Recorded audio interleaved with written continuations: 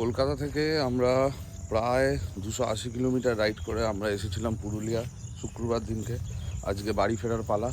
তো আজকে সবাই রেডি হচ্ছে, ওইদিকে সবাই রেডি হচ্ছে, যে যার মতন ব্রেকফাস্ট হয়ে গেছে। আর তোমাদের আবার ঘুরিয়ে লোকেশনটা দেখাই। এই হচ্ছে আমাদের থাকার লোকেশন ছিল, একটা দারুণ রিসর্টটার নাম হচ্ছে বরন্তী ভিলেজ রিসর্ট। এই দিক থেকে এইদিকে হচ্ছে ডাইনিং রুম, এই দিকটা ডাইনিং রুম, ওইদিকে অনেকগুলো কটেজ আছে। এইখানে টেন্টের ব্যবস্থা আছে, টেন্ট 1 2 টেন্টের ব্যবস্থা আছে।